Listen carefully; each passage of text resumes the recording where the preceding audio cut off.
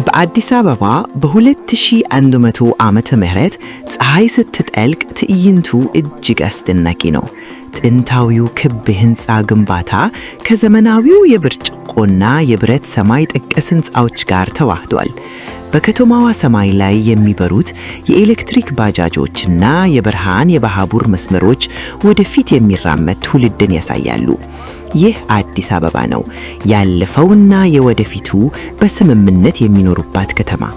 ሰላም በረንዳዋ ላይ ቆማ በከተማዋ ውበት እየተደመመች በፈገግታ ወደ ከተማዋ ትመለከታለች። አባቶቻችን በድንጋይ ላይ ገነቡ፣ እኛ ደግሞ በከዋክብት ላይ እንገነባለን። ሰላም በባህላዊ ጥበብ ወደ ተጌጠው የበራሪ ባጃጇ ውስጥ ገባች። ፀሐይ በስተጀርባዋ ስትጠልቅ እና የታደሰው የእንጦጦ ተራራ በኃይል ሰባሳቢ መሳሪያዎች ደምቆ ሲታይ በለሰለሰ ድምፅ እንዲህ አለች። ዛሬ ምሽት ሰላም በከተማዋ ውስጥ ይፈሳል።